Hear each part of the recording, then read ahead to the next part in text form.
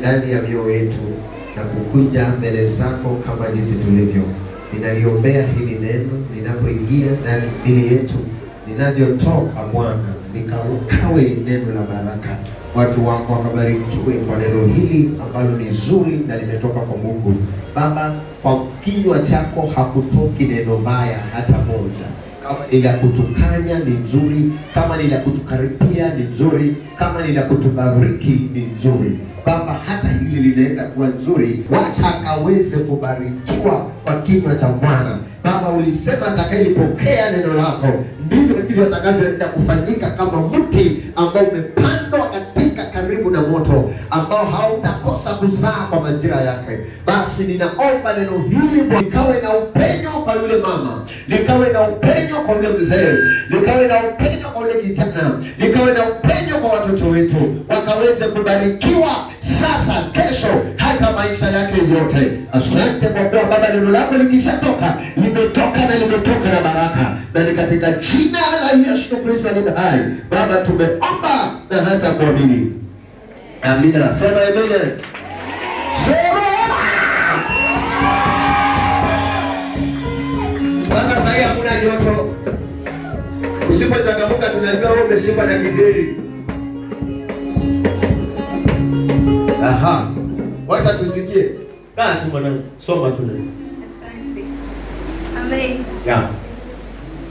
Kitabu cha Zekaria 8 mstari wa kwanza inasema, neno la Bwana wa majeshi likanijia kusema, likakuja Yerusalemu. Likakuja Yerusalemu. Kuna watu pale Yerusalemu walikuwa wanalisubiri sana neno la Bwana wa majeshi. Likatujia na linataka kutoka. Amen. Likasemaje neno la Mungu lita? Bwana wa majeshi asema hivi. Anasemaje Bwana wetu? Mimi nina wivu. Mimi nina wivu Kwa ajili ya Sayuni. Kwa ajili ya wangu wa Sayuni. Wivu mkuu. Tena wivu sio kidogo. Wivu. Nami nina wivu mwingi sana. Kwa ajili yake. Kwa ajili yake adhabu kubwa. Endelea. Neno la Bwana linaendelea kutoka. Bwana asema hivi. Bwana anaendelea kusema hivi. Mimi nimerudi Sayuni. Sasa nimewarudia watu wangu. Nami nitakaa katikati ya Yerusalemu. Na Yerusalemu. Sikai kando. Nikikaa kando nitawapata, wengine sitawaona. Usitusumbue kwa maiki tafadhali. Kwa hivyo mtu anayekaa katikati huwa anataka kila mmoja wapo pale akaweze kupokea lile neno, akaweze kupokea ule ujumbe, akaweze kupokea zile baraka. Haleluya. Tena katikati ya watu wa Yerusalemu. Haleluya. Hatimaye tuko pamoja. Kwa Yesu yuko katikati yetu. Yesu yuko katikati yetu. Unamkaribisha kwa roho yako, unamkaribisha kwa maisha yako, ili aanze kukufungua, ili aanze kukubariki, ili aanze kukupandalia mbegu, ili aanze kuchipuka. Endelea. Nami nitakaa katikati ya Yerusalemu. Nitakaa katikati ya Yerusalemu, sikae kando. Amen. Wanaokaa kando wale wale wachawi. Unatakikana upiganiwe mpaka wachawi. Amen. Na Yerusalemu hiyo utaitwa mji wa kweli. Kwa sababu gani? Yule Mungu anayemwabudu Yerusalemu ndiye atakayejitokeza na baraka za kweli, ndiye atakayejitokeza na miujiza ya kweli, ndiye atakayejitokeza na uponyaji wa kweli, ndiye atakayejitokeza na ndoa za kweli, ndiye atakayejitokeza na amani ya kweli. Haleluya. Utaitwa mji wa kweli kwa sababu watu wake anawatendea kweli kweli, kwa sababu watu wake anawabariki kweli kweli. Kitu cha kwanza usisahau, unapiganiwa kwa sababu Mungu ana wewe.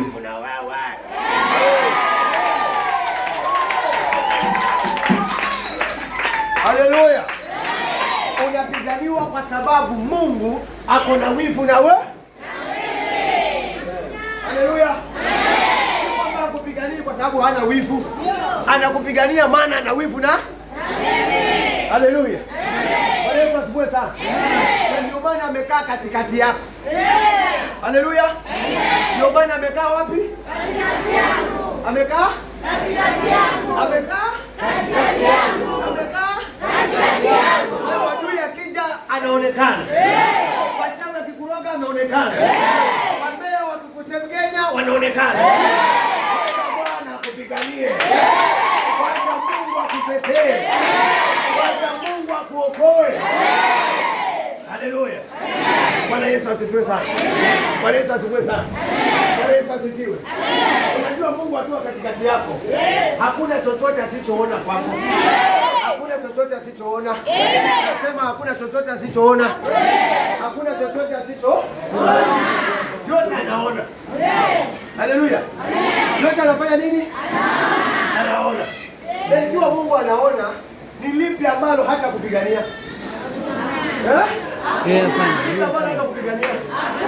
Atakutetea kwa kila hali. Kama ni kwa njaa umekuwa mtu wa madeni, amesimama katikati atalipa hayo madeni. Haleluya. Kama ni kwa watesi, anawaona akiwa katikati yako. Haleluya. Haleluya. Kwa Mungu nataka unielewe. Mungu yuko kando, ako katikati. Yeah? Ambayo pale katikati, mtu akisimama katikati huona kila mahali. Amen? Tena anasema katikati ya wana wa Yerusalemu. Katikati ya Yerusalemu. Bwana Yesu asifiwe sana. So akiwa katikati yako, kuna nyimbo inasema Mungu akiwa upande wangu. Mungu akiwa upande wangu. Kwani mjue nyimbo? Inasemaje?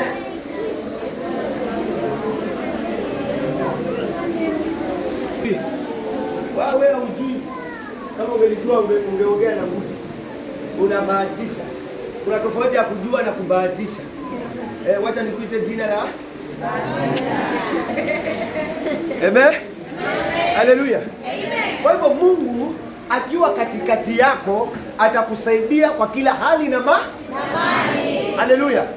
Kila ubaya wa ulimwengu, kila ubaya wa maadui, kila ubaya wa shetani, kila ubaya wa majine, kila ubaya wa uchawi. Haleluya. Amen. Amen. Endelea. Bwana asema hivi. Anasemaje? Mimi nimerudi Sayuni. Mimi nimerudi Sayuni. Nami nitakaa katikati ya Yerusalemu. Nami nitakaa katikati ya Yerusalemu. Na Yerusalemu utaitwa mji wa kweli. Na Yerusalemu utaitwa mji wa kweli. Na mlima wa Bwana. Na mlima wa Bwana wa majeshi. Wa majeshi. Utaitwa mlima mtakatifu. Utaitwa mlima mtakatifu. Amen. Unajua ni kwa nini unaongea hivyo? Kwa nini unaitwa mji wa kweli? Maana Mungu atakaye kupigania pale atakuwa Mungu wa kweli. Amen. Mambo atakayotendeka, unaitwa Bwana wa majeshi. Kama ni vita atakupigania kweli. Kweli. Kweli. Kweli. Kweli. Amen. Bwana tusifiwe sana. Amen. Kama ni amani itatendeka kweli. Kweli. Ile amani ya fotokopi. Amen. Bwana tusifiwe sana. Amen. Kwa sababu ni Mungu wetu ambaye tumemwita na yeye ametuita, ana wivu na sisi, ako na haki ya kutendea mambo mazuri. Wajua mwanaume akiwa na wivu na wewe, lazima atakutekelezea mambo yako. Si hata na wivu na wewe na akutekelezea mambo yako. Yaani kuna kitu anahitaji tu. Uelewe. Anakutumia tu. Wanaweza siku sana. Lakini Mungu wetu huyu ana wivu na wewe. Anataka utukufu wa jina lake uonekane ndani yako. Wanaweza siku sana. Anataka nguvu zake ionekane ndani, miujiza yake ionekane ndani yako, matendo yake yaonekane ndani yako, tena ya kweli kweli kweli kweli kweli. Endelea. Bwana wa majeshi asema hivi. Anasemaje? Wazee wanaume. Wazee wanaume. Wazee wanaume. Alafu na wazee wanawake. Na wazee wanawake. Wazee wanawake. Na mtu ameanza hapo ni ngapi? Unajua ni waume hapa na mumelala. kuna generator, naona tu mtu akichukua, wewe unafanya nini pale na generator haifanyi? Amen?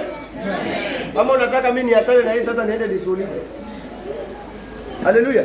Amen. Bwana Yesu asifiwe sana. Amen. So wakati Bwana ananena mambo haya, Biblia inasema ni Bwana wa majeshi ameshukisha neno lake. Sawa? Ameshukisha nini? Neno lake kwa watu wake. Anayewaonea wivu. Jamani, hausikii raha kama unaonewa wivu na Mungu? Hausikii raha kama unaonewa wivu na Mungu? Mbona hata upigie Yesu makofi na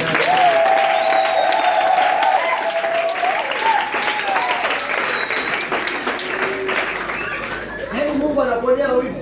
Wewe kama anaponea wivu ataku usiwe na nani? Sawa. Amen. Unanielewa? Ndio. Wivu ataku usiwe na nani? Ndani. Ataku usiwe na nani mwingine? Bahati. Ataku urogwe. Amen. Haleluya. Amen. Ataku uteseke. Amen. Asifiwe Mwokozi. Amen. Ataku uhangaike. Amen. Ataku udaiwe. Amen. Kwa hivyo waliokusababisha udaiwe, waliokusababisha udaiwe, anasema ana wivu, obvious atapigana nao. Amen. Waliokusababisha udaiwe, Mungu ana wivu, atapigana nao. Haleluya. Waliokufunga, Mungu ana wivu, atapigana nao ili ufungu. Asifiwe. Asifiwe. Asifiwe.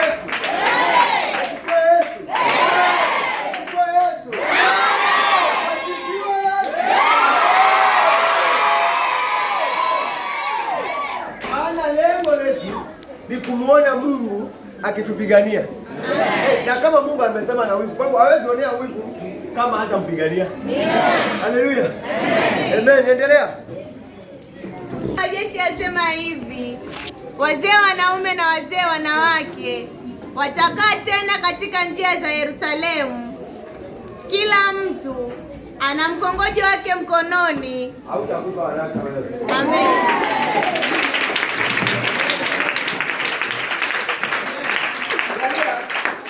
Mungu amesema hivi kwa sababu gani?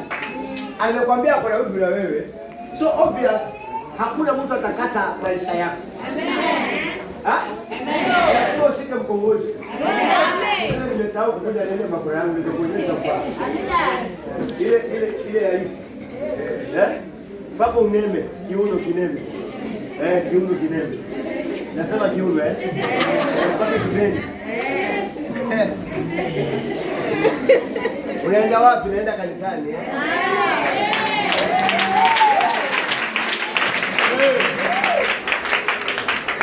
Hautakufa mapema. Biblia inasema hatutakufa bali tutafanya nini? Tutaishi. Haleluya.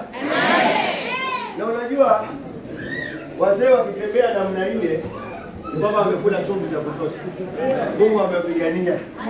Anaona wajukuu. Ameona vitukuu. Ameitwa nyanya, anaitwa mama mkubwa, anakuja kuitwa nani tena? Anaitwa nyanya tena. Nyanya wa bi mkubwa. B yuko umetoka kwa A umeingia kwa B. Amen.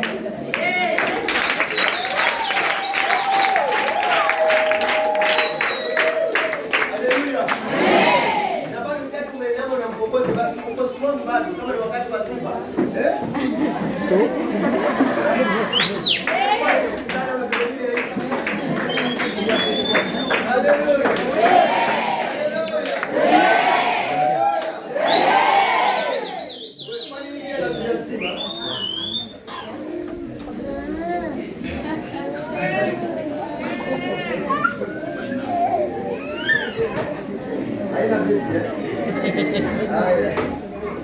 Amen.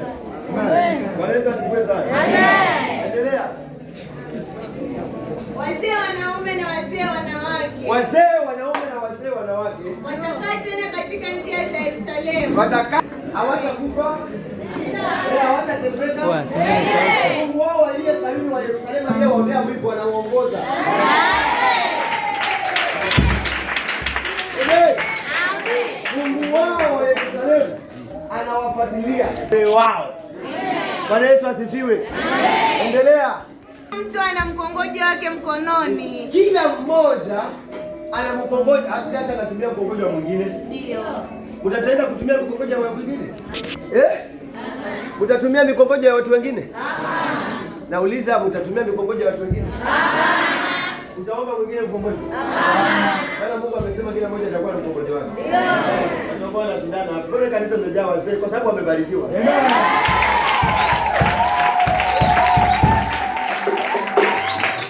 Haleluya. Wanakumbuka Mungu aliyemtendea 2025.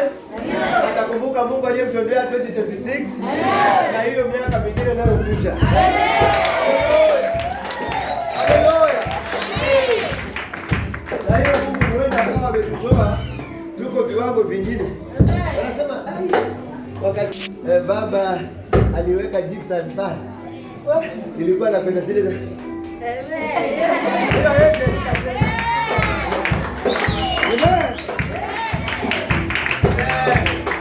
Haleluya. Haleluya. Haleluya.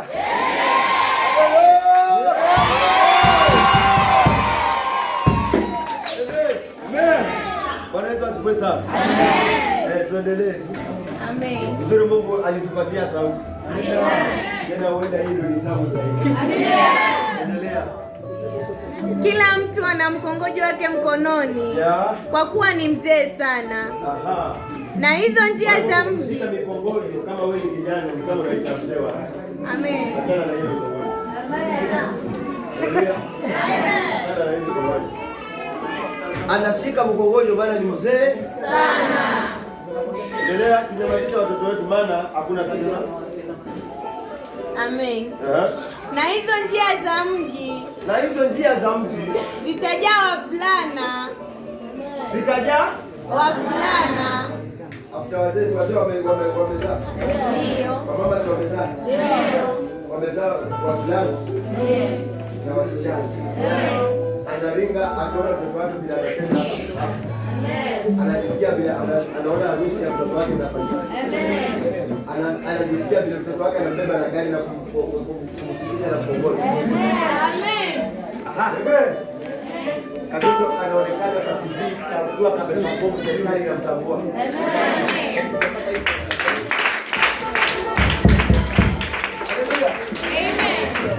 Ndio wavulana. Wavulana. Wavulana. Kama ni mmekuwa wazee. Wavulana. Najua naweza sema wavulana kumbe mtu si wavulana. Hebu inuka tuone kama wavulana. Ndio unaweza pata mrembo. Kuna wavulana hapo. Naona wengine hawajui. Huko nyuma kuna wavulana. Yes. Wale wengine ni wazee. Wewe kama unajua ni fulani utairuka. John mwenyewe. Wewe ni mzee. Wewe ni mzee. Na wewe ni mzee. Au juma na fulana na vijana. Ulipata? Hapo ulipatikana. Hebu inuka.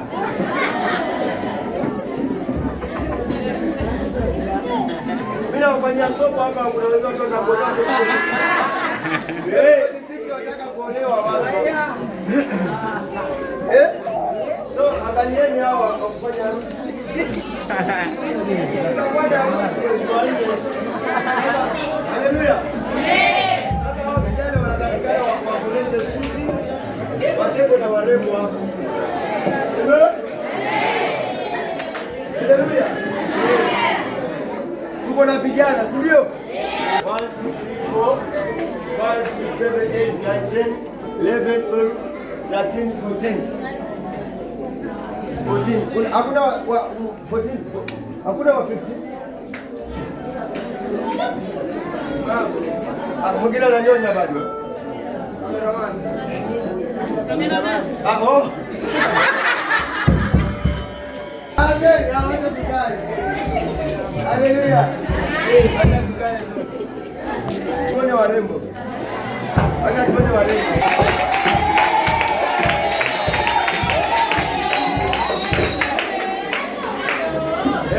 kama ni mrembo. Oh, ngoja. Ngoja wewe, wacha kelele. Wewe Sunday school. Wewe hujafika mvulana ndio unashinda. Kama unajua wewe mrembo utainuka. Kama una sura kama nyangumi.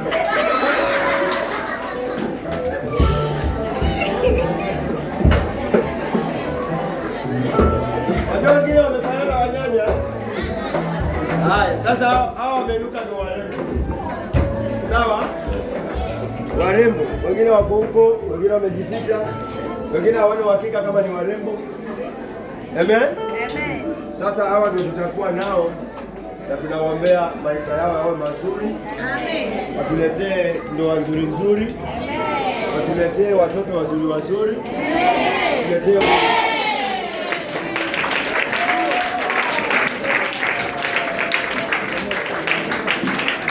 kati ya nini ombi langu ni kwamba huo mwaka tunaoingia tusikose harusi kama ile tano. Amen. Haleluya. Amen. Tusikose harusi kama ile. Kwa warembo wetu hapa. Bwana Yesu asifiwe sana. Amen. Sio kutajaa wavulana. Alafu hizo njia za mji zitajaa wavulana na wasichana. Tunaona Mungu hapo, acha kila mmoja hapo. Wamama umetajwa, wazee umetajwa, vijana wametajwa, wasichana wametajwa. Alafu wakicheza katika njia zake. Wakicheza katika njia za Mungu. Ndani kazi yao ni kusaidia Mungu kule ambavyo Mungu amewabariki. Amen. Haleluya. Mungu amewainua. Haleluya. Amen. Mungu amewatendea mambo ya ajabu. Haleluya. Amen. Haleluya. Haleluya. Haleluya. Hao watu wote hawezi kucheza kama nani? Unasikia huko? Unasikia? Mtu hawezi kucheza kama na uzuri. Atacheza akiwa na sasa Mungu anazungumzia kuhusu furaha. Amen. Atakaoileta katika maisha yako. Amen. Atakaoileta katika moyo wako. Amen. Atakaoileta katika nyumba ya kwenu. Amen. Atakaopeleka vijijini. Haleluya. Wale waliochukua michanga wakasema hakuna ndoa wala harusi itafanyika hapa. Wakasema hakuna nyumba nzuri zitajengwa hapa. Wakasema hakuna vijana wazuri watapata kazi hapa.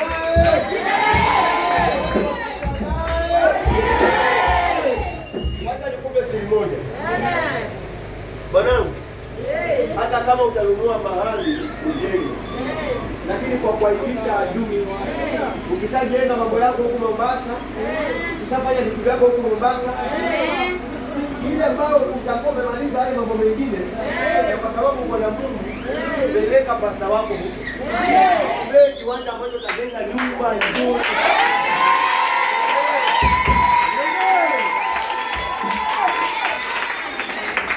Haleluya. Asipoenda akupatia noti mukanoti pale mahali unajenga. Wainue kanyumba kazuri mpaka kila mmoja aseme na yule.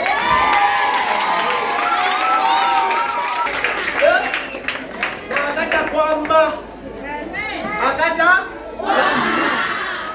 hilo mekaanza kataenda moja kwa moja.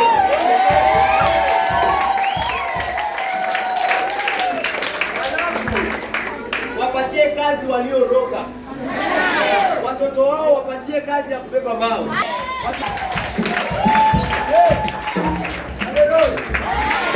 Wapatie kazi ya kubeba maji. Ni mchawi lakini anabeba ndoo. Anakuja nayo hapa. Haleluya. Haleluya.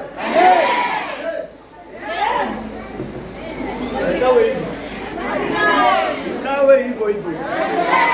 Nasema iwe hivyo hivyo. Hivyo hivyo. Kwa la Yesu hivyo hivyo. Nakupeleke babako pale. Amevaa vizuri. Amen. Alifanya namba na anaangalia. Amen.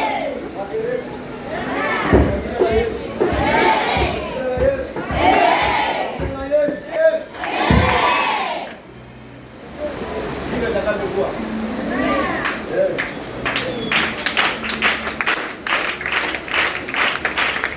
Amina. Amina. Amina. Wajua kuna wazazi wengine walifukuzwa, na kufukuzwa kwao si kufukuzwa kwa midomo.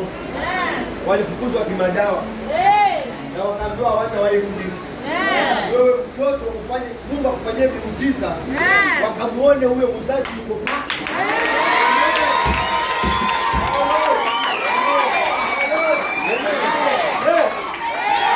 Nasema yes. Narudia yes. Tena yes.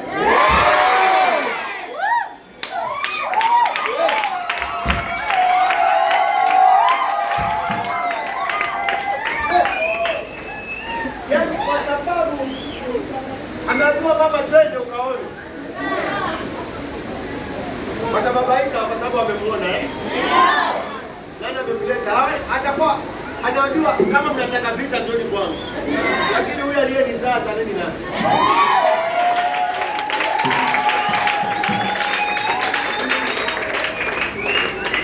Sema amen.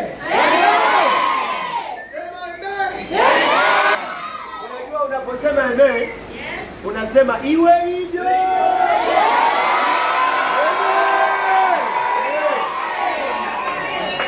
Maana ya amen unasema iwe hivyo. Iwe hivyo.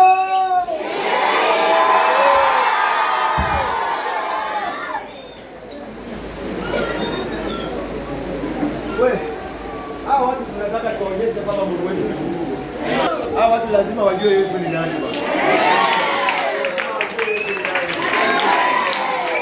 Lazima watu wajue Yesu ni nani. Lazima wajue. Lazima wajue. Kwa miujiza, kwa matendo, kwa ishara, kwa vita.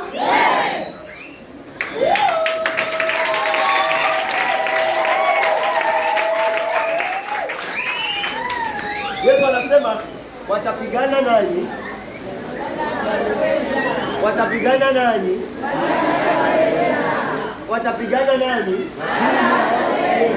Hata vile wamepigana na wewe lakini wamepigana na wewe lakini wamepigana na wewe lakini wamepigana watoto wako lakini wameshindwa.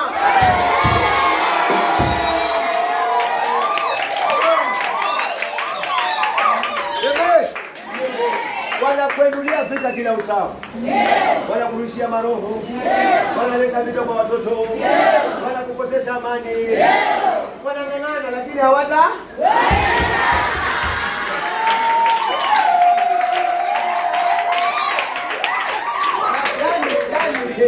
Yani wanabidii kweli. Lakini bidii yao ni ya mchwa. Amen. Wanabidii kweli. Lakini shida hawakuwezi wewe. Kwa sababu wakishindana na wewe wanashindana na Mungu wako.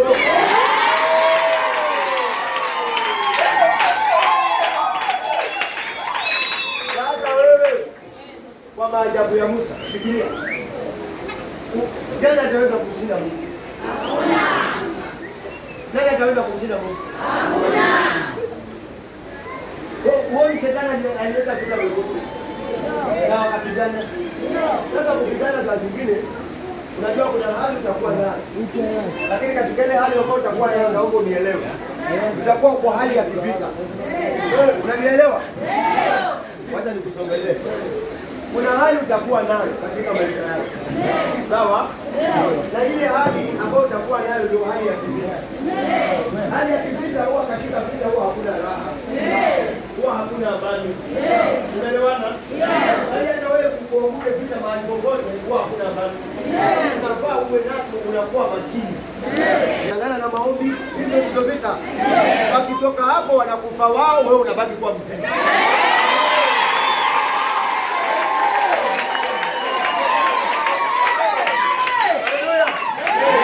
Wakitoka hapo wanakosa wao.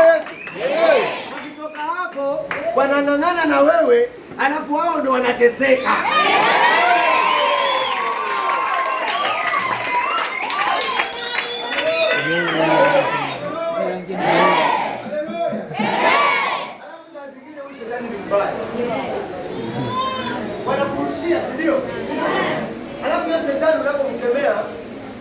anasumbuka katika hiyo moja ya familia, anaonyesha mfano.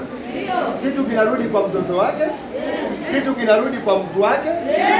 Yeye haoni kama ni, lakini ametoa dalili kwamba hii kitu imetoka kwa huyu, ulikuwa umemrushia, hatuja kupatia wewe, imeingia kwa huyu. Hiyo ni onyo, yeye haoni. Sasa zingine wanaonywa, lakini huo mwaka tunaoingia hawataonywa tena.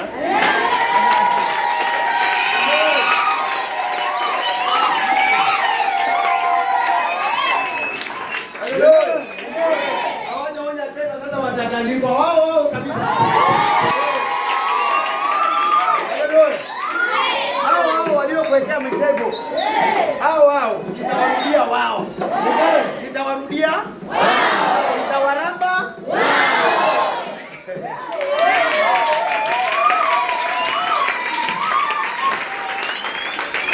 Haleluya, haleluya.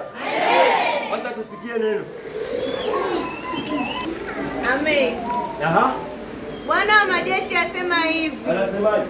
Ingawa hili ni neno lililogumu mbele ya macho. Unajua kuna vitu unaweza kuvisikia kama vile ninavyokuhubiria, kama vile ninavyokutafsiria kwa Bwana.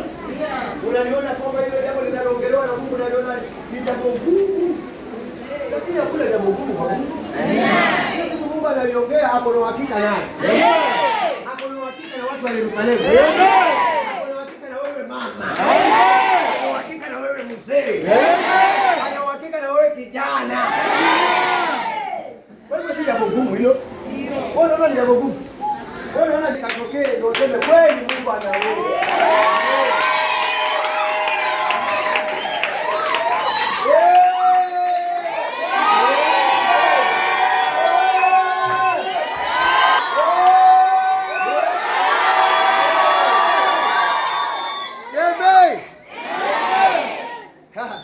Anasema hawa watu unavyoeleza John, kwa macho yao wanaona ni jambo gumu,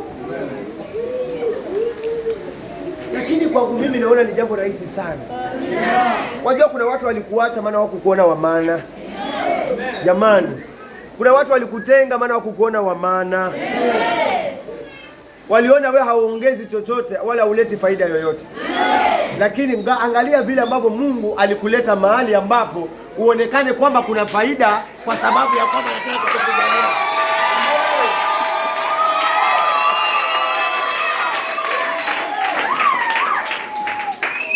Walikusema mabaya kwa sababu hawakuona thamani yako. Walikukalia kikao kwa sababu walikuona wewe ni mtu wa kawaida tu. Mtu wa kawaida Mungu hawezi mwita kuongea naye. Wewe si mtu wa kawaida bwana.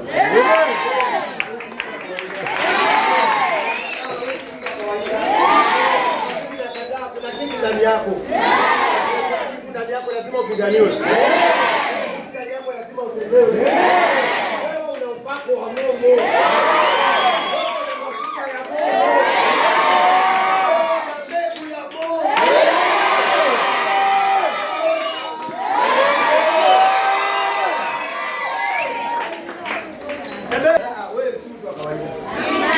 Kuzoea bila mekuzoea. Au mwaka tunaingia hata kuzoea bila mekuzoea. Hawata kuona vile ambavyo wamezoea kukuona. Watakushangaa. Raundi hii watakushangaa.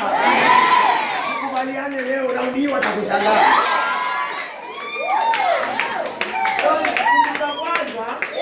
Hawatakuelewa. Na watatafuta wakuelewe, lakini hawatakuelewa.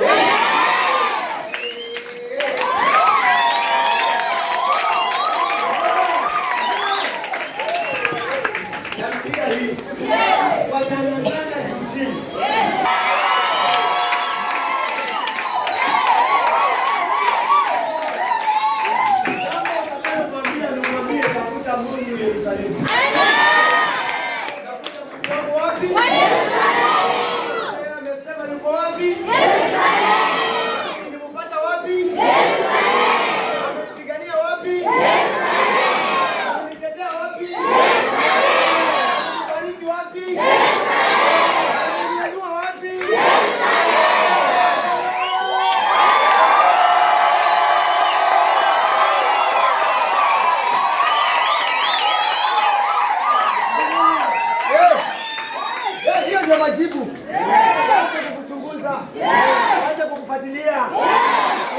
wanakufuatilia? Mbona walikukataa na wanakufuatilia? Walikukataa? Mbona wanakufuatilia?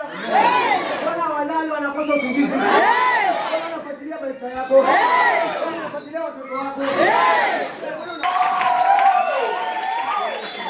Haleluya. Na ndio lazima watakubali. Wataanza kufuatilia, watashikwa na magonjwa. Kufuatilia hapo sasa utakuja kukuomba msamaha. Hiyo mafuatilio atakao kufuatilia ya kukuomba msamaha.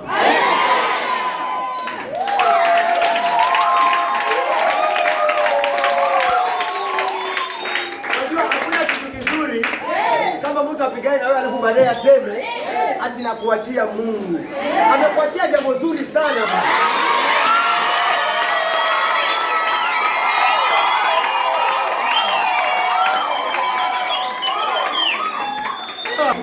Badala kwa mimi nakuachia shetani ndio ukemee. Mtu akikuachia Mungu sikemee.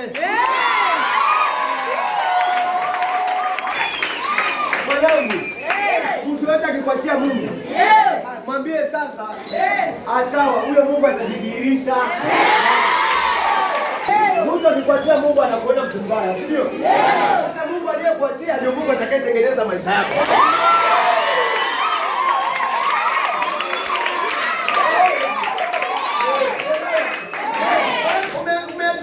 Aliyekuumba, aliyekuita, aliyekupa mafuta, aliyekuleta Yerusalemu. Yaani Mungu anakuachia Mungu. Alafu wewe unababaika. Jamani, hebu niacheni Mungu muone. Niacheni Mungu muone. Tulitamjua na wewe. Hata kwa sababu wanakwenda mbaya. Wao wanajifanya watakatifu. Wao wanajifanya wenye haki. Wanasema huyo Mungu atakuonyesha. Sasa wao utaona mabaya. Utaona mazuri.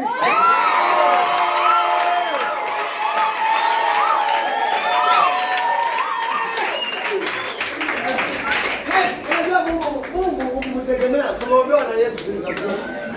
Sawa? Anasemaje ati Mungu hawazii wanadamu mabaya. Lakini wale wanaofanya njia mbovu ndio jicho lao linawatazama.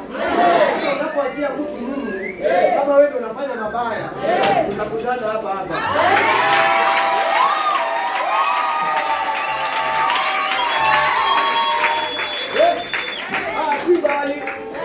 Bali si mbinguni, bali hapa duniani kwanza.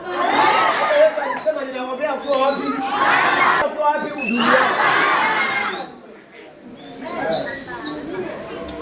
Bana, mimi nakuombea kitu kimoja mtu wa Mungu. Nakuombea kitu kimoja. Adui yako. Yaani msipatane kule mbinguni kwanza. Nataka mpatane hapa ajue ndani yako kulikuwa na Mungu wake.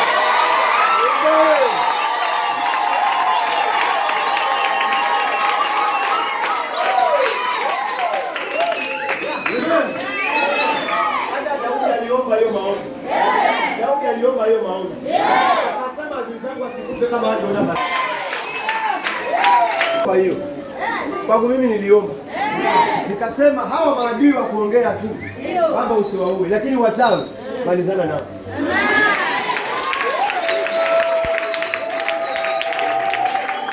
Sawa? Tusiwaache wachawi. Lakini hawa mdomo hawa rombaya hawa kuongea pangana.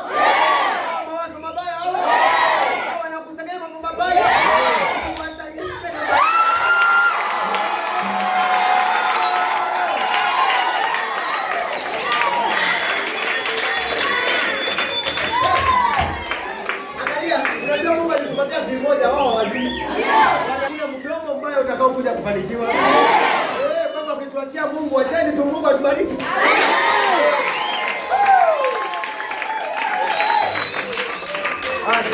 Unajua wewe unasumbuka, unaona kama Mungu alitamka mambo mabaya. Alisema abarikiwe atakaye fulani.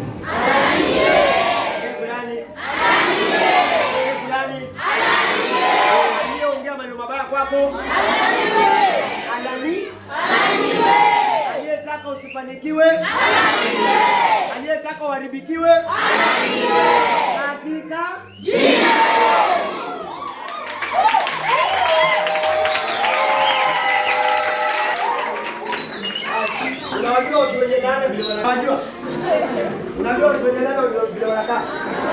tuwalane alafu tuwaone. Tutawaona kwa vile watakavyokaa.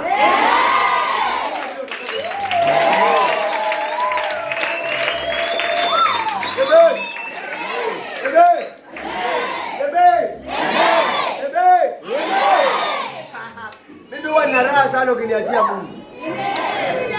Hai. Unajua mtu akifikia hata akusalimii kwa sababu amekuachia Mungu. Hebu nigotee.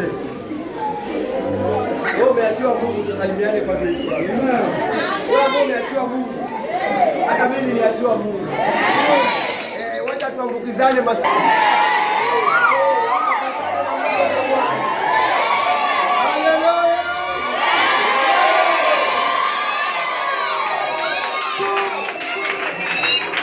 Hatuwezi bana. Hatuwezi bana. Mama fanya hivi bana. Hatuwezi bana. Hatuwezi bana. Hatuwezi bana. Wewe unakataa mtu anakusaidia kwa haoni. Ukiwa hapo haongei. Mtu anawaje ndio. Alafu na babaika na mtu anaongea akiwa na wawili watatu kuonekana hapa na kusalimia vizuri. Paka mwenzake anashangaa Sunda alikuwa anamkula huko. Ndio. Sana anamwambia karibu.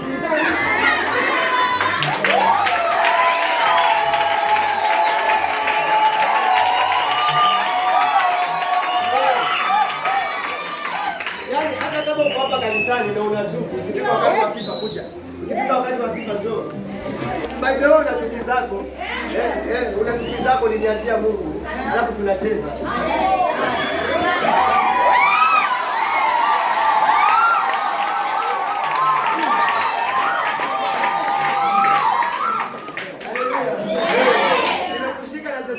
Kumaliza.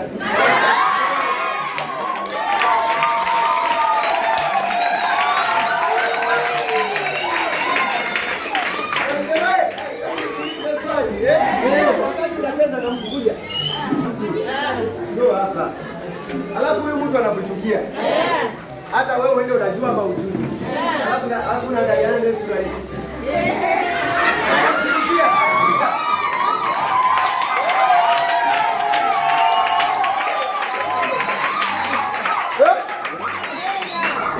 Mtu anakuchukia na unacheza naye hivi. Ndio unamwangalia. Mchawi.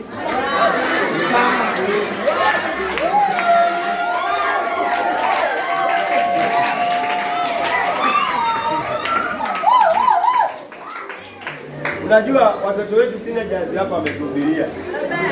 Na wakasema ya kwamba ati unapopenda adui yako na kufanyiwa wewe unauliwa. Unaona mtu ati ulimuroga na amekuja kujenga nyumba na anakupatia kazi. Kesho una kazi inakushinda au ule mwezi. Kesho unaambiwa na amekufa.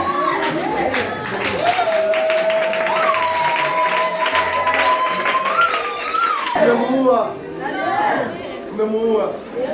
Unampatia 150 kwa sababu amebeba ndoo ngapi? Kila ndoo shilingi 50. Ama ndoo 20. Unamhesabia. Unampatia pesa ya mtoto mtakatifu. Inaenda kwa nguvu za giza. Kesho unaambiwa wewe mama jana alikusaidia maji. Mbona atakuja kuteka maji hawezi? Kesho kuto unaambiwa haya kasi.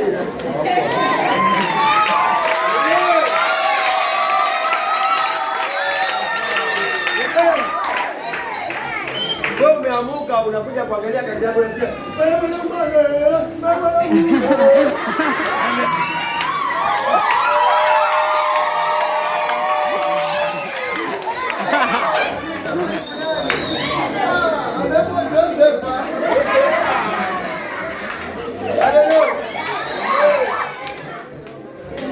kwa baraka za watu walio takatifu wa Mungu zinawamaliza waganga.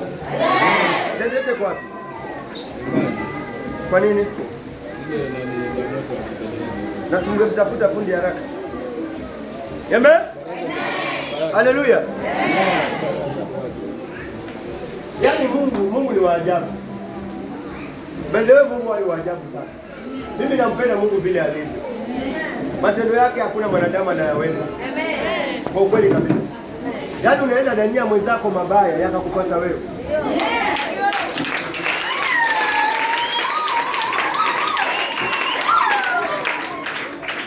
Kwa hivyo usiwahi kutakia mtu mabaya. Unaelewana? Usiwahi kutakia mtu mabaya.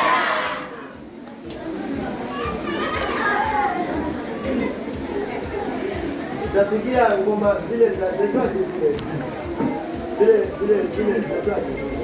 pambio. Mbona jengani mwako watu wanapiga pambio? Mama anakwambia tuende kule nawe. Twende. Na pambio. Wewe na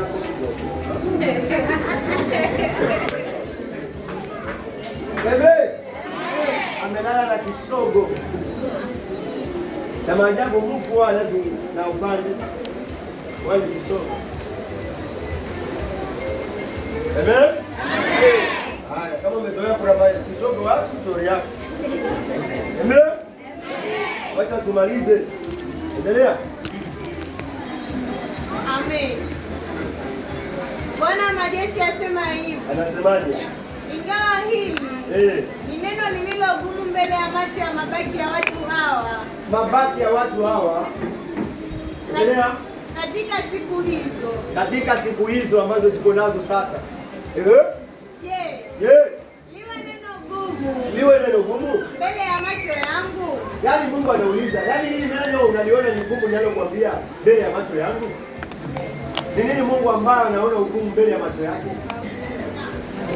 Wewe kama uliumbwa na Mungu, ni nini hawezi kufanyia? Yaani kama vile ulivyo ni Mungu, ni nini hawezi kufanyia? Tunaelewana? Ni nini hawezi kukufanyia Mungu?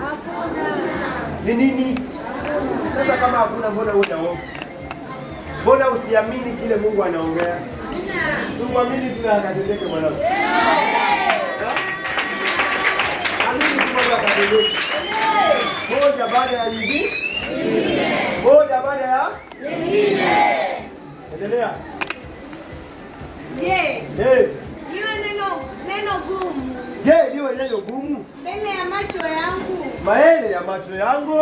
Asema Bwana wa majeshi. Anasema Bwana wa majeshi. Bwana wa majeshi asema hivi. Anasemaje? Tazama. Nitawaokoa watu wangu. Anasema nitawaokoa watu wangu. Mtu wa Mungu utaokolewa.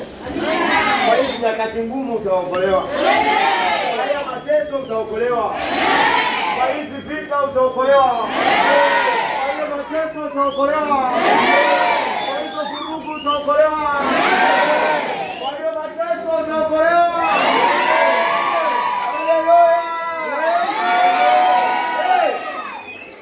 Unajua sasa wewe umekuwa mtu wa Mungu. Usijisahau wewe umekuwa mtu wa Mungu. Lazima uokolewe na Mungu. Hautaokolewa na wachawi. Hautaokolewa na waganga. Hautaokolewa na mwanadamu. Hautaokolewa na wao. Utaokolewa na Mungu. Si mganga wa binadamu. Najua naweza enda kwa mganga ambaye ni mwanadamu. Kumbe adui yako ametoka hapa. Amelipa pesa nyingi kuliko wewe. Mpaka mganga akikuuliza jina na bila maelezo, anasema wewe amejileta mwenyewe. Amejileta mwenyewe. Sasa anakupata kwa urahisi kuliko uende huko. Ni nini ambayo Mungu hajaiumba katika maisha yako? Uhai umetoka kwa nani? Mwili umetoka kwa nani? Nguvu zimetoka kwa nani?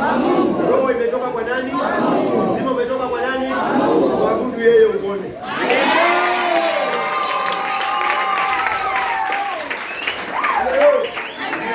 Mungu hakuna kitu asichokijua. Hakuna siri asiyojua. Anawajua watu ambao wanakutakia mazuri na wakutakia mabaya. Usikate tamaa. Mungu anakuokoa. Haleluya. Usivunjike moyo. Mungu wako anakuokoa. Amen. Endelea. Tazama. Nitawaokoa watu wangu. Nitawaokoa watu wangu. Toka nchi ya mashariki. Toka Toka nchi ya mashariki. Natoka nchi ya magharibi. Toka nchi ya magharibi. Nami nitawaleta. Nao watakaa katikati ya Yerusalemu. Nami nitawaleta tena watakaa katikati ya Yerusalemu. Nao watakuwa watu wangu. Nao watakuwa watu wangu. Nami nitakuwa Mungu wao. Nami nitakuwa Mungu wao.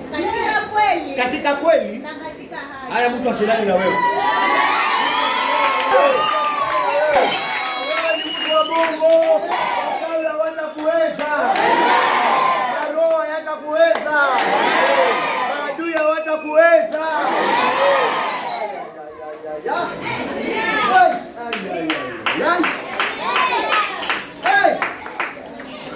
Mtoto wa Mungu. Mtoto wa Mungu.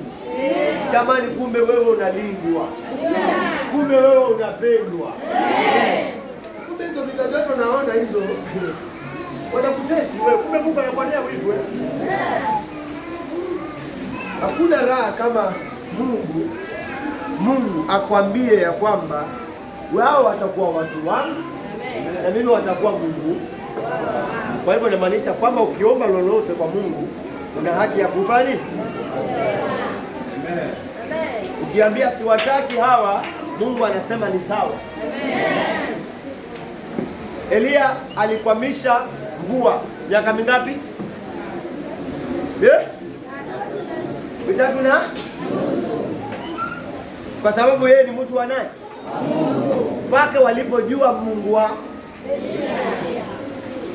na wakamfuata, wakamwambia mwambie Mungu wako aachilie mvua sasa.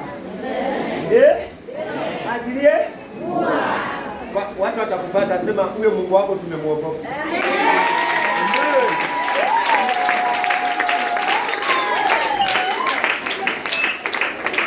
Najua vile naongea wewe unaona nimejulikana. Amina.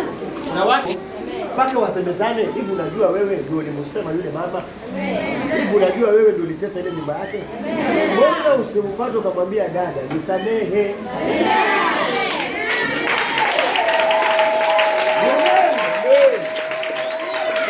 Unajua kama uliharibu ndoa yake ya kwanza. Hivyo ndio unajua kama watoto wake wewe ndio umewapatia hiyo mashida.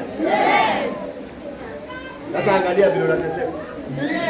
Kila mara utakapokwenda unajua ila wewe unakufa. Haleluya. Haleluya.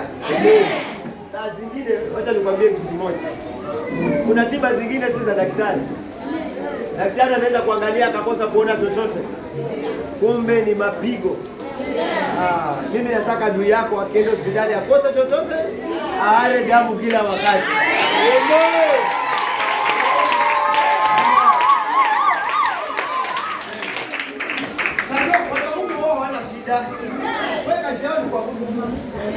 Nasikia watu wakiongea na chiko, nasikia watu wakiendea mbio, naona watu wanakuingia vita. Sawa, wacha tuone. Tunashindana katika ulimwengu wa kiroho. Vita sio kitu cha Bwana. Tunapambana katika ulimwengu wa kiroho. Piga na ongeo sisi tunawaendea na maombi.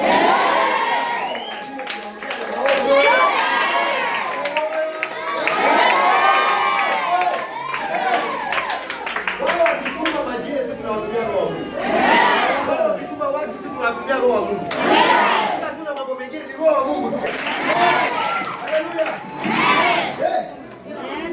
Angalia, wanarusha uchawi, wanarusha maroho, wanarusha mnyama, wanakuja kiwanga, wanarusha majini, wanatumia pake mapaka, wanatumia kila aina ya vitu.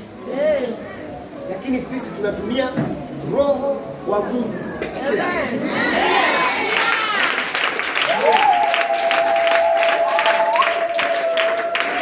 Sikiliza hii.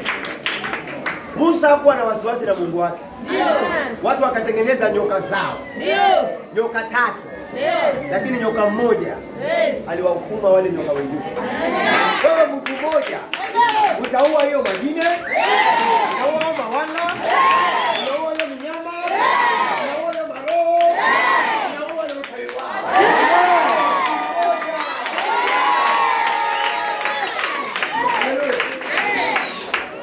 Wachawi hata wakiwa wengi pale kijijini kweli. usibabaike. Wewe mtu mmoja utawatandika.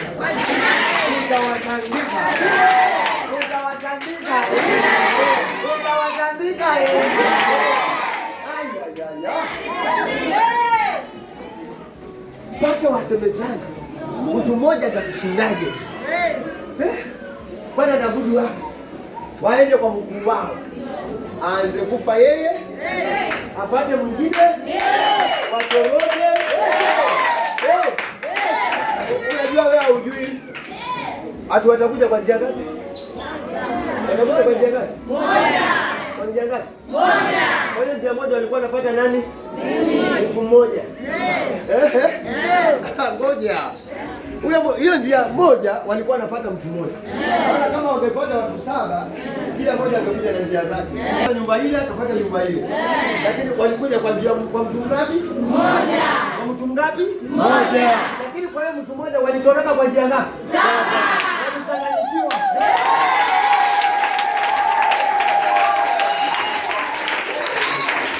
Kwa mtu mmoja pekee. Jamaa zikatoka. Yaani wote wanaona wanafuatwa. Yaani muda anasikia mshindo, unaona anasikia mshindo. Kumbe ni roho wa Mungu ambaye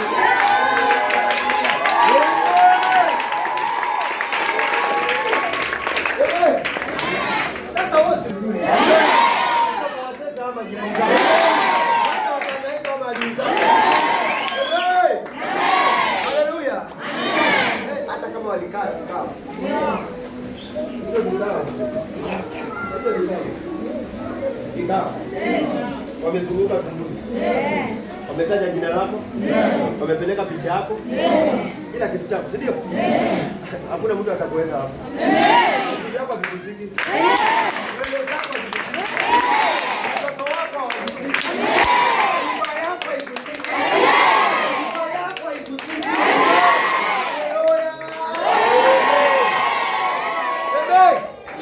Haleluya. Hakuna mtu ataweza vitu zako. Kwa yule anayelipokea neno hili kwa imani.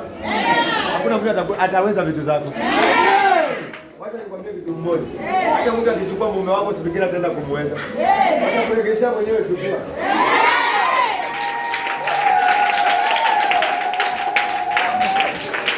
Hata kama kuna mtu alichukua mtoto wako, akamwekea picha akasema yule mamako ni mchawi, watashindwa na yeye.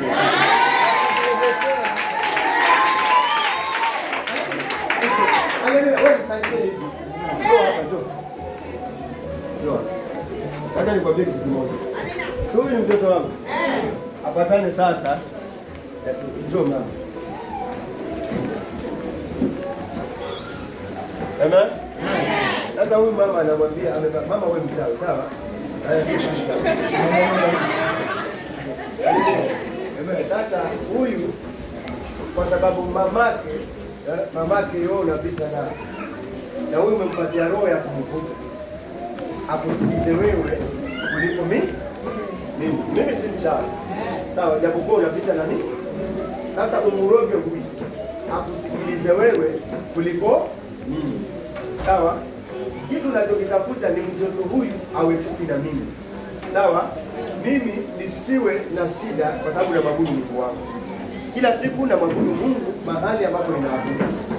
Huyu naye ninamuombea, namwambia Mungu, kumbuka haki ya uzao wako. Na wewe unang'ang'ana haki ya mtoto wangu, unataka kumtolea wewe. Mungu asikie maombi yangu. Amen. Huyu mtoto awe mkorofi kwako, pake wewe useme rudi nenda kwa nani? Kwa mamako. Na huyu mtoto ilifika wakati alikuwa mtukutu mpaka akashika panga na akakubali. Kumbe ni yale maombi ilikuwa ninao. Mpaka wewe ushindwe na huko ushindwe mtoto useme wewe nenda kwa mpaka wewe mwenyewe unamregeshea uchawi ya baba arudi wapi? Ulimuroga akufute, si ndio? Na wewe unamuroga arudi wapi?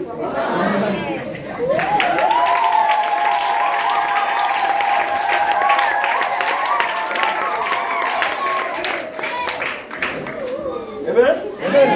Kuna familia zimetenganishwa. Ndugu na ndugu hawaongei. Lakini ndugu anaacha kuongelesha ndugu yake, anaongea na maadui.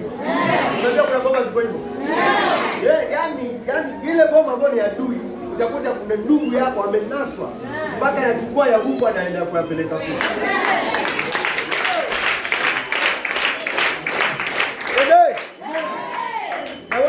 Mbona mnaambia nyinyi hamjui?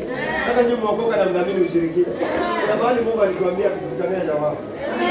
Tuambiane tu ile kweli. Tusemezane ukweli. Tuambiane ukweli. Maana ukienda kuchukua maji hautakunywa. Na hata umeokoka lakini ukichukua maji hautakunywa. Kunywa ukufe soria. Kama jifanye Mkristo yaombee hiyo maji. Na Yesu mwenyewe aliambiwa kule abadilishe juu ya kadri na akakataa. Na akaambiwa jirusha hapa akasema huwezi kumjaribu wala Mungu wako. Kuna mahali huwezi kukunywa hiyo maji.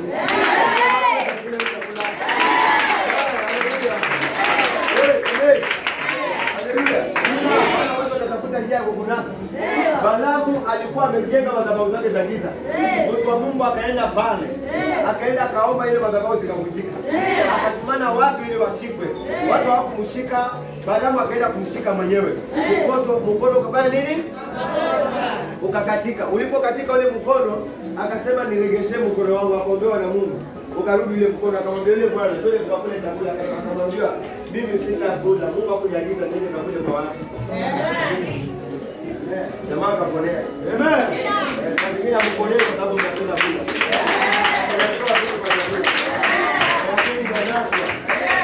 Lakini watoto wa Yerusalemu watakuwa na ulinzi kila mara watakapokwenda.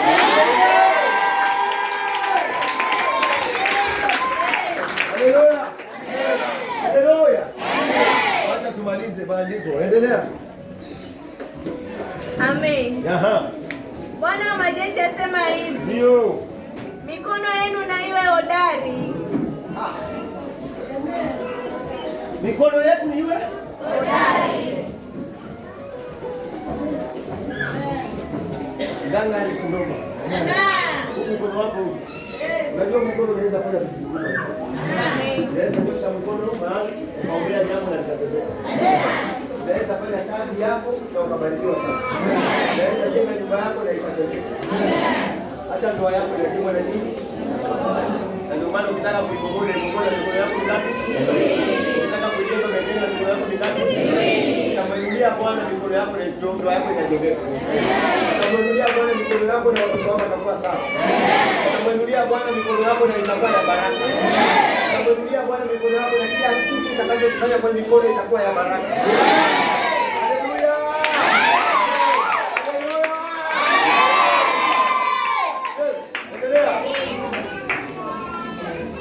Mikono yenu na iwe hodari. Ndio. Ninyi mnaosikia. Ninyi mnaosikia. Wewe kama kuna mtu asikia hapa, hawezi kuwa hodari mikono yake. Hawezi kuwa hodari. Mikono? Hodari. Alafu ninyi mnaosikia siku hizi. Ninyi mnaosikia siku hizi. Maana siku hizi maana wazazi wao wanasikia siku hizi. Amen. Sasa wewe unasikia siku hizi. Kuna tofauti ya siku zile na siku hizi. Kama ni leo. Haleluya. Endelea. Ninyi mnaosikia siku hizi. Aha. Maneno haya ya Mungu kwa vinywa vya manabii waliokuweko siku hiyo ulipowekwa msingi wa Mungu wa nyumba ya Bwana wa majeshi, yaani hekalu hilo, ili lijengwe. Amen. Amen. Uko wapi hapa? Hekaluni. Uko wapi mtoto wako? Hekaluni. Uko wapi hapa? Hekaluni. Kwa nyumba ya Mungu sio? Ndio.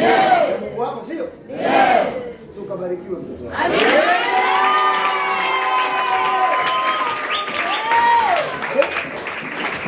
Kama uko hapa na unasikia neno la Mungu na uko katika nyumba ya Mungu, kubarikiwe tu. Amen. Yaani baraka hii usikose kile unacho, jitamani sasa, na hata kwa mwaka tunao ingia.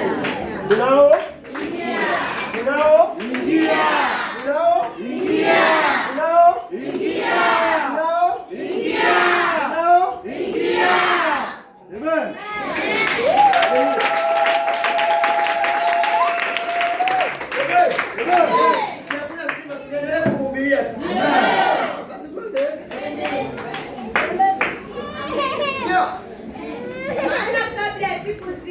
Maana kabla ya siku zile hapakuwa na heshima kwa mwanadamu, hapakuwa na ijara kwa mwanadamu. hapakuwa na upenyo kwa mwanadamu, hapakuwa na nafasi kwa mwanadamu ya kusikiliza neno la Mungu. Watu wamejaa ushirikina, watu walikuwa wamejaa mila. Amen. Ndio maana wameinuka na ndoo za mila. Mpaka wao uliyebaki na Mungu sasa wamerudi kwa Mungu, bado wengine wanang'ang'ana na wewe kimila. Amen. Maliza hapo. Maana kabla ya siku zile ndio hapakuwa na ijara kwa mwanadamu. Wala hapakuwa na ijara kwa mnyama. Alafu wala hapakuwa na amani kwake yeye aliyetoka. Wala kwake yeye aliyeingia kwa sababu ya adui. Nami ndio nalimwacha kila mtu kugombana na jirani yake. Wakati ule kulikuwa hakuna Mungu. Mtu akitoka anatoka na zake, mtu akiingia anaingia na zake. Ndio maana tulikuwa tunakuteteshana na majirani. Lakini tangu sikie neno, we hauteti na majirani tena. Unataka Mungu atete nao wanaoteta na wewe. Umeeleweka? Tangu uokoke hauna mabishani tena. Amina. Tangu uokoke hakuna kung'ang'ana na mambo tena. Tangu yaani unataka tu Mungu ajidirishe mwenyewe. Amen. Wow. Zamani zile ulikuwa unaweza kujifunga leso.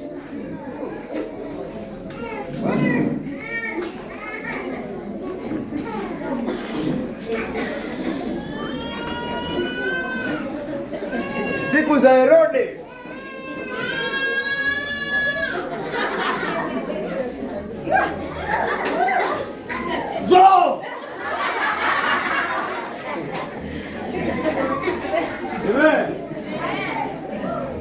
Wajua, ile leso ilikuwa inafungaje? Kuna mahali wewe na nafasi. Kuna mahali na nafasi ili naye aweze kuweka. Wajua kuna mama walikuwa wanajua ataikondo.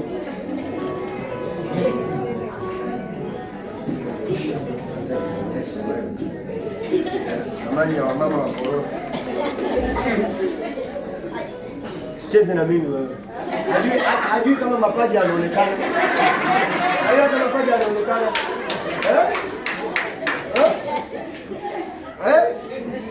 Mapaja yanaonekana. Lakini hapa haoni kama uchi hasira zimekuja tu. Jirani anaambia, "Kwa nini wewe? Cheza na mtoto wangu." Mama yuko chonjo. Anashika kichwa yale manywele. Mpaka anatoka yeye, anaanguka.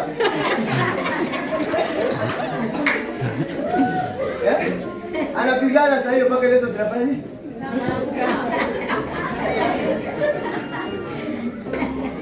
Haleluya. Asifiwe Yesu. Lakini siku hizi yaani unaona majirani kama washamba. Wale wakiweka nyimbo zao za chukieni wanataka kanisa hili na mwambie basi. Amen.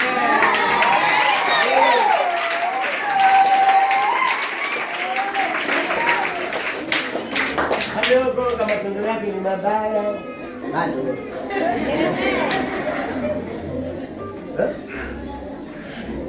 Haleluya. Watu wengine wanajifanya watakatifu na vyoo hata wengine kuosha vyoo. Baada kidogo unasikia mwenye nyumba amemtikia huyo mtu anamwambia jirani. Unajua watu ambao wanadaiwa sana kwa majumba na wana mjomba. Yule ambaye anakuteteza sijui ni kiateka na deni. Anadeni na nyumba. Sasa anakugombeza wewe ajifanye msafi ili aonekane mwenye nyumba kwamba anafanya kazi nzuri. Hello. Hello. Kwani yote ni mabiateka? Wewe umenichenjia sura ya rangi.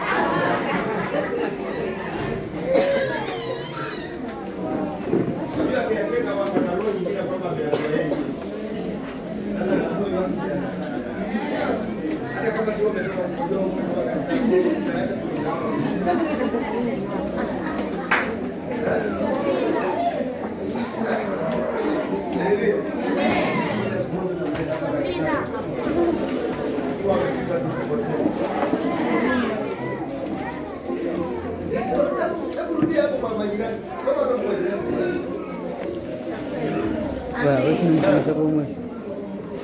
wala hapata kuwa na amani kwake yeye aliyetoka, wala kwake yeye aliyeingia, kwa sababu ya adui.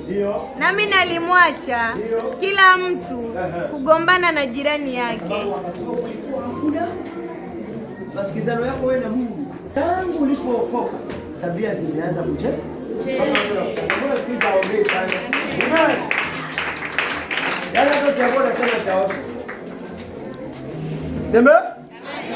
Kwa sababu sio vile walivyokujua. Mungu amebadilisha na atabadilisha na atakupigania na atakutetea na atakuweka mbele.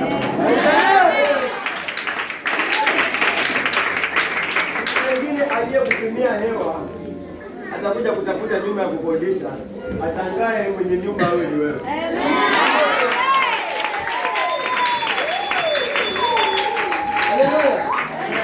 Ashangae mwenye nyumba awe ni wewe.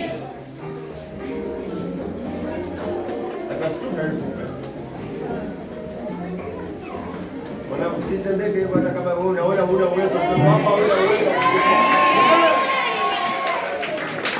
Hata kama wewe unaona una uwezo, mtoto wako awe na uwezo afanye nini?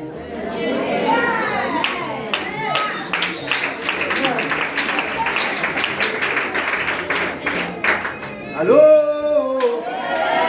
Halo? Amen. Endelea. Amen. Ya. Lakini sasa sitakuwa kwa mabaki ya watu hawa. Sasa hamutakula mabaki kwa watu hawa. Sitakuwa kama kibaraka yani. Sitakuwa kama mabaki. Mabaki unajua ni kitu kilichotumiwa baadaye alafu ndio hakina maana. Endelea.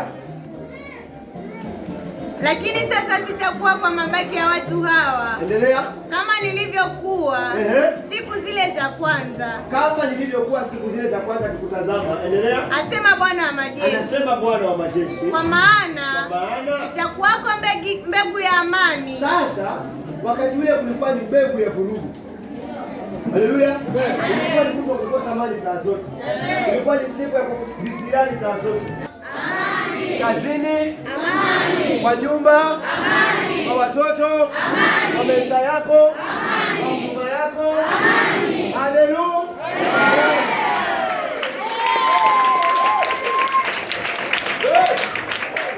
Yes. Ile mbaya inaondolewa. Ile mbaya. Ile iliyowekwa na waganga. Ile iliyowekwa na waganga, wachawi, maadui, fitina, umbea. Yesu anasema anaenda kutoa. Alafu anaweka mbegu nyingine ya amani.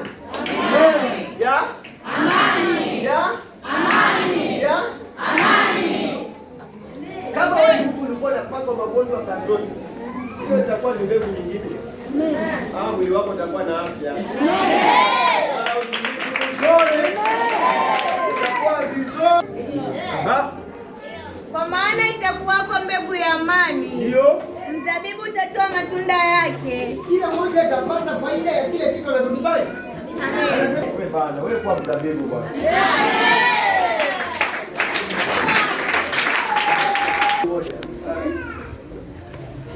Mzabibu, si ndio? Mzabibu ukitoa matawi ni matawi ya nani? Ya? Obvious, na hiyo ni nini hiyo? Ikizaa matunda zinaitwaje? Mzabibu. Hivi ni mzabibu. Baba ni mkulima, ni matawi, na ni matunda kushaka kwetu.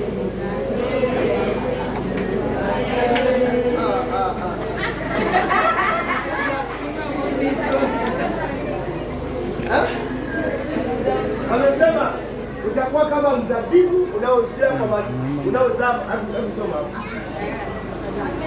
ya? Mzabibu utatoa matunda yake. Mzabibu utatoa matunda yake.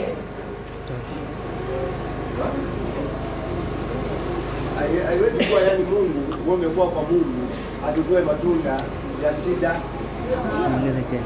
Utatoa matunda yake ya hiyo mzabibu. hawezi kutoa nazi, wewe ni zabibu.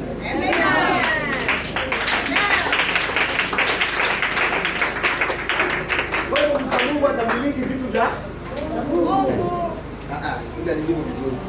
Mtu wa Mungu atamilika vitu vya Mungu. Haleluya.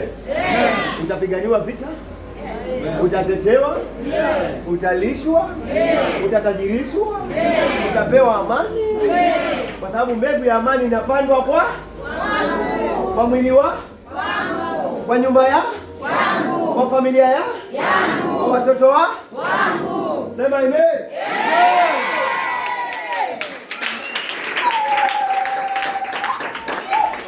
Haleluya. Maliza. Nayo ardhi itatoa mazao yake. Na hizo mbingu zitatoa umande wake. Nami nitawarithisha mabaki ya watu hawa vitu hivi vyote. Nani anasema hata kule urithi wa Bwana? Nani anasema hata kule urithi wa Bwana? Anasema hata kama babako akukuachia urithi, kuna Mungu anakuachia urithi. Haleluya. Hata kama kuna watu hata kuachia vitu zao. Kwa hivyo usitegemee vya watu. Ngojea vyako vinakuja tu.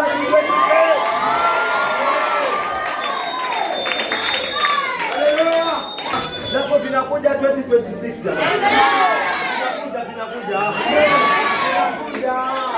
Hautategemea wao tena. Hautategemea nguo zao tena. Hautategemea vitu vyao tena. Hautategemea misaada yao tena. Asinitumie. Wao ndio wataomba wakutumie.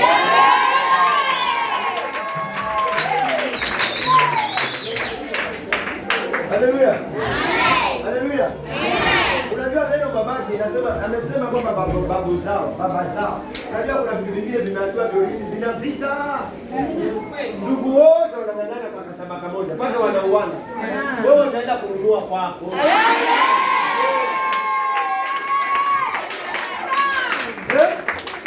Utanunua kwako uendelee vizuri mpaka wakuite wakukatie wenyewe. Kwa sababu ukifanyika jambo huko nyumbani, wewe ndio tajiri. Watoto wako ndio wana nafasi. Watu wasemezane, mnamwita na mlimunyima shamba. Sasa mpeni haki yake. Unajua wewe unielewi wewe. Kuna watoto wako wanapigwa vita, wewe mwenyewe unapigwa vita. Haujui vile Mungu atakutetea. Mungu atakutetea utaona. Walipokudharau watu, atakutafutia nafasi wenyewe. Jamani, Mungu ni wa miujiza jamani. Mungu wangu ni wa miujiza jamani. Wewe hujui wewe. Hata mimi babangu alipokufa karibu niondolewe kule nyumbani. Lakini Mungu ni wa maajabu. Amen. Kwanza walinipea shamba kubwa kuliko hao wengine wote. Amen. Dude la shamba. Amen.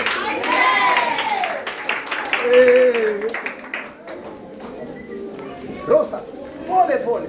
Mungu.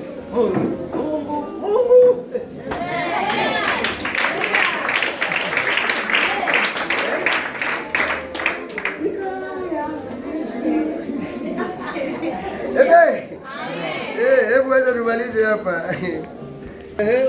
Kisha itakuwa kama vile mlivyokuwa laana katika mataifa. Kama vile mlikuwa watu wa kulaaniwa katika mataifa. Nyumba ya Yuda. Nyumba ya Yuda. Na nyumba ya Israeli. Na nyumba ya Israeli. Ndivyo mtakavyowaokoa. Ndivyo atakavyowaokoa Mungu. Nanyi mtakuwa baraka. Sasa ile laana mliokuwa nalaaniwa na watu unaonekana kisirani. Watu wanafanya vitu zao hata ushirikishwi kwa sababu unaonekana ni kama ambayo una laana. Na wao mababu zao ndio walifanya mama yako hivi, akafanyia babu zako hivyo, akafanyia babako hivyo. Lakini sasa Mungu amekuleta katika nyumba yake mpaka anaponea wivu. Haleluya. Anasema ile laana iliyowekwa ya kiuganga, ya kiuchawi, ya mababu kwa sababu alikuwa anaabudu miungu, Mungu ataibadilisha ile laana ifanyike kuwa Amen. Haleluya. Sasa wewe wakati tushaanza kubarikiwa ndio unaanza kuimba baraka zake. Ametenda hili, ametenda lile, amenipa jina, Baba ninakushukuru. Sema amen.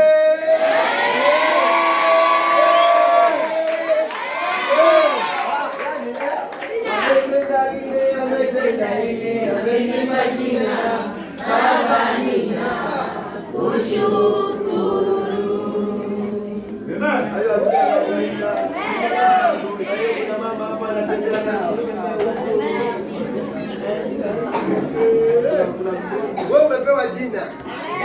Ubarikiwe.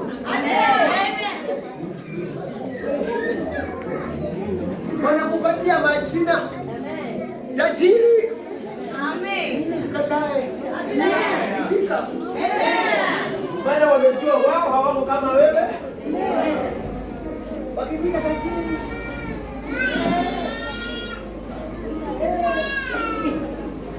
Haleluya. Wanasema atabadili laana iwe baraka. Atabadili mateso iwe amani. Atabadili shida iwe furaha.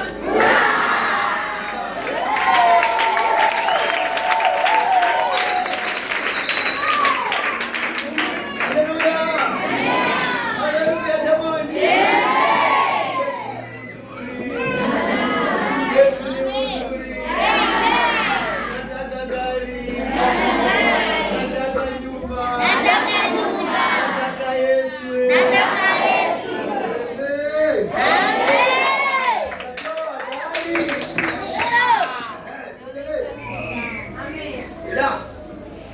Kisha itakuwa kama vile vilivyokuwa laana katika mataifa ya nyumba ya Yuda na nyumba ya Israeli. Alafu Hivyo nitakavyookoa. hivyo nitakavyookoa watoto wangu. Nanyi mtakuwa baraka. Hawa watoto wangu watakuwa ninawaokoa.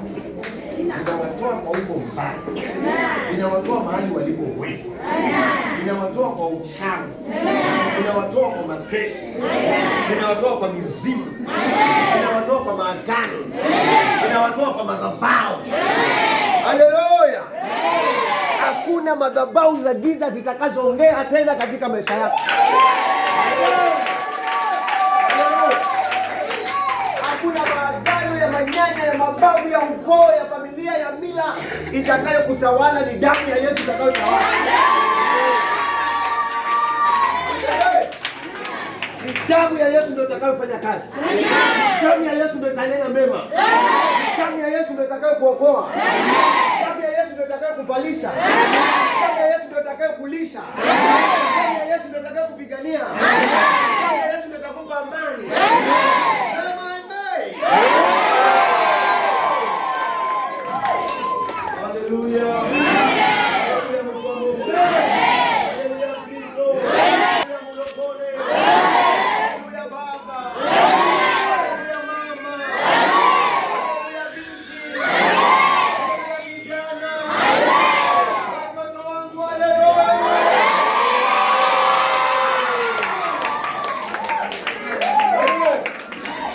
Unajua nikisema haleluya mama, yani na wewe unasema iwe hivyo. Haleluya baba, iwe hivyo. Haleluya kijana, iwe hivyo. Haleluya msichana, iwe hivyo. Watoto wangu nyote iwe hivyo.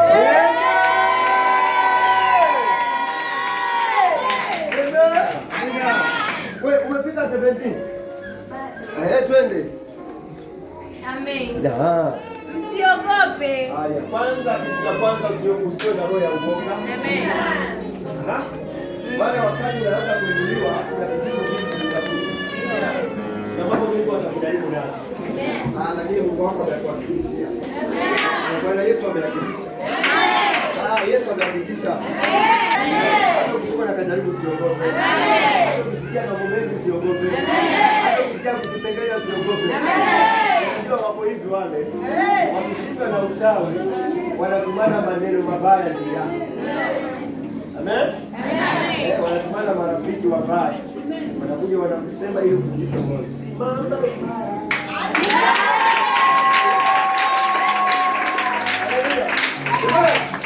Yako.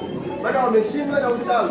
Sasa wanamwelekea mume wako anakuwa mkali mkali, aeleweki, mara amekunywa pombe, mara usitingishike. wanakuja vita kwa watoto wako, mara wewe unaambia haelewi, asikii. Usitingishike. Huo ni ushuhuda unatengenezewa pole pole.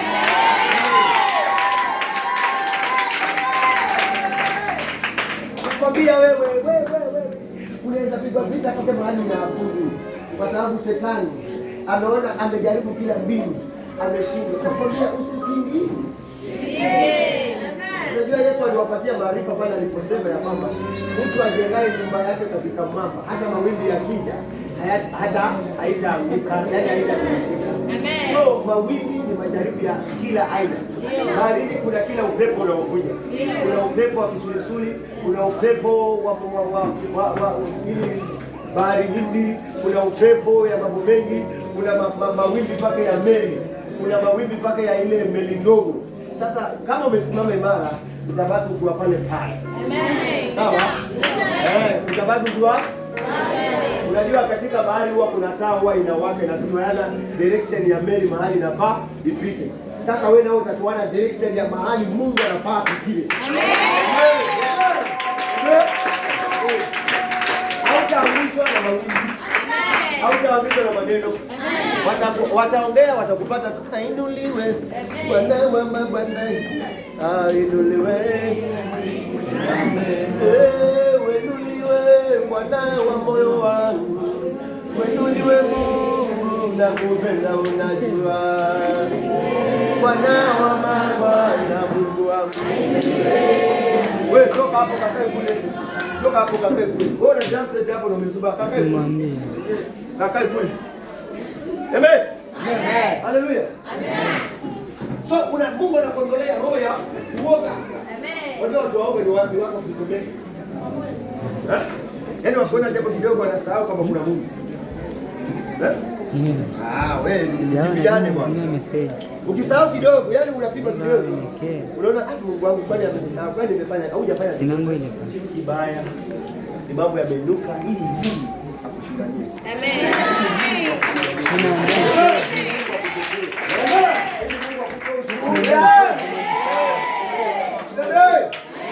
Maliza hapo. Namaliza hiyo. Tukifika hiyo, tumaliza hiyo dakika 3 kisha. Amen. Amen. Msiogope. Msiogope mtu wa Mungu. Lakini mikono yenu ndio na iwe hodari. Iwe hodari. Maana Bwana wa majeshi asema hivi. Anasemaje Bwana wangu? Kama vile nilivyoazimia kuwatenda ninyi mabaya baba zenu waliponikasirisha. Unajua baba hapa alikuwa anamkasirisha Mungu kwa sababu alikuwa anapenda uchawi. Wameruka na matunguni kwa nyumba. Na zote wanafukizia tu mafumbani. Sasa kumbe hawakuwa wanamfurahisha Mungu. Halafu wewe sasa umekuja umeokoka. Amen. Mungu anasema sasa wewe sitakulaani kama nilivyoliana wazazi wako. Wewe au ndio wale wazee wa zamani walikuwa kienda. Utatembea kwa njia ya Mungu. Wao walipigana kichawi na uchawi, wao wanapigana uchawi na Mungu.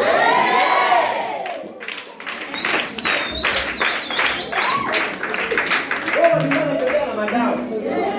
Huyo anaenda kwa nyanya yule, huyo anaenda kwa ngoma yule, mwingine anaenda kwa Tanzania. Bila sema na mambo mengine kule vita. Mbuzi zinaisha, ng'ombe zinaisha, kuku wanachukuliwa. Lakini kwa Mungu ana nini? Au usileso ama ubeni. Ni maombi. Si uchawi ni nini? Maombi. Si uganga ni nini? Maombi. Haleluya. Sio fitina ni nini? Maombi. Maliza wanangu. Amen. Kama vile nilivyoazimia kuwatenda ninyi mabaya baba zenu waliponikasirisha, asema Bwana wa majeshi. Asemaje tena mara pili hiyo? Wala mimi sikujuta. Sikujuta wakati nilipowafanyia maana hata wao walikuwa wameniacha. Wacha Mungu na haki afadhiliwe. Alafu vivyo hivyo nimeazimia katika siku hizi. Nimeazimia katika siku hizi kutendea Yerusalemu mema. Kutendea Yerusalemu mema. Na nyumba ya Yuda. Na nyumba ya Yuda. Pia usiogope.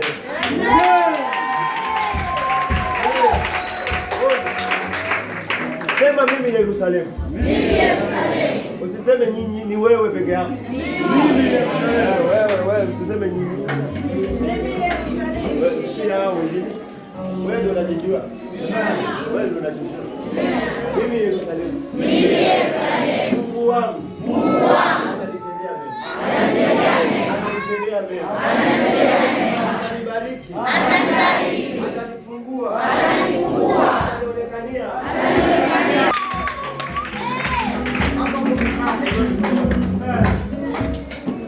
Baba, katika jina la Yesu ninawaleta mbele zako watoto wako ambao nimekuwa nao katika neno lako. Wamenisikia neno, wamebarikiwa. Juu yako ninaomba kila roho ya shetani, ya uchawi, ya mateso, ya magonjwa, ya laana, ya mikosi ikaondoke na mwili wake. Baba, ondoa hiyo roho iliyowekwa ya majini, ondoa yake, ondoa nyumba yake, ondoa watoto wake, ondoa Bwana roho zote za manuksi, za vifungo, za kukosa kufanikiwa. Leo ninaomba kila roho iondoke, roho yote ya giza inayofunga maisha yao, huduma zao, mazuri yao, ndoa zao, watoto wao. Bwana Yesu, uondoe roho zote kutumwa, kujituma, uchawi. Baba, kila roho isiyotoka kwako bali ni roho ya kishetani inamutesa na kumfunga, inazuia baraka zake, inazuia mazuri yake. Amekaa mtu wa kung'ang'ana, amekaa mtu wa kuteseka, amekaa mtu wa kuteseka, amekaa mtu wa kuombaomba. Baba, ninamuombea masaa na majira haya, ninapoomba Baba, katika mwili wake palipo na chembechembe za magonjwa, palipo na chembechembe za uchawi, palipo na chembechembe za vifungo, palipo na chembechembe za mateso, palipo na chembechembe za maroho. Baba Yesu, hata kufagia kwa mwili wake, fagia kwa nyumba yake, kwa watoto wake, fagia Bwana, fagia Yesu, kwa anga yake, kwa huduma yake. Kila roho ondoa,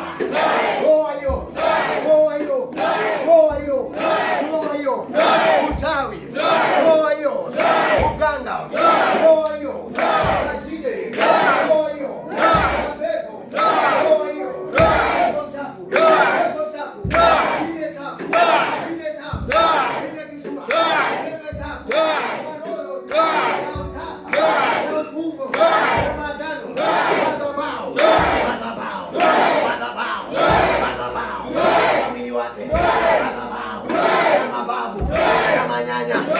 vifungo ya uchawi, ya magano, ya majini, ya maroho, ya makoko, ya yoyote. Baba, Yesu, Baba yangu, leta moto, leta moto, leta moto, leta moto, choma moto, choma moto, choma moto, mwili wake, choma moto, mwili wake. Baba Yesu, Baba Yesu, choma uchawi, choma uvimbe, ukimwi, roho yote, magonjwa, tumbo yote, mateso, vifungo, kuhangaishwa,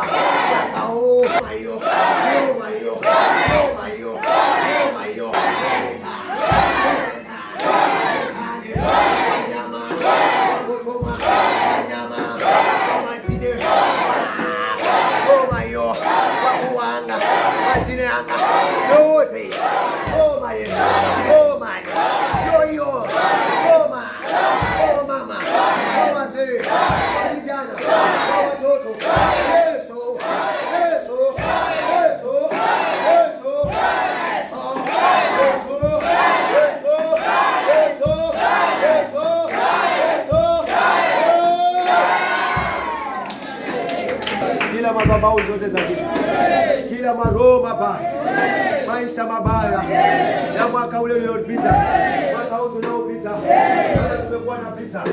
Mwaka huu uliopita tumekuwa na vita. Jumapili hii ya leo, vita vyote vimesababishwa na mwaka huu, na magonjwa, na mateso, na kuonewa, na kusemwa, na kurogwa, na kuhangaika, na magonjwa, na mateso.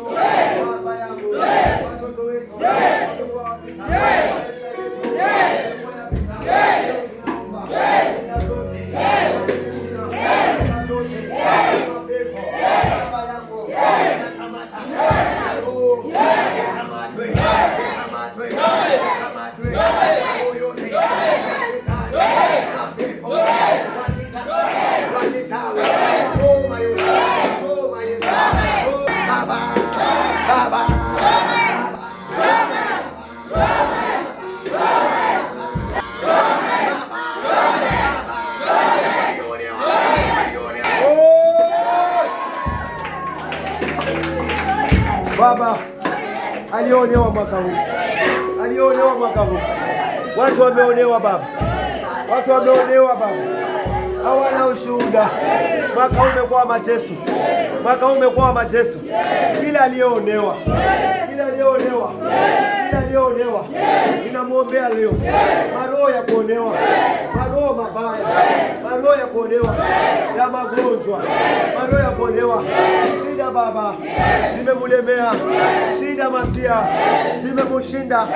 Oh Yesu, oh Yesu, oh Yesu, oh Yesu, oh Yesu, oh Yesu. Jumapili hii ikiwa ya mwisho ya mwaka huu, ikawe mwisho wa shida.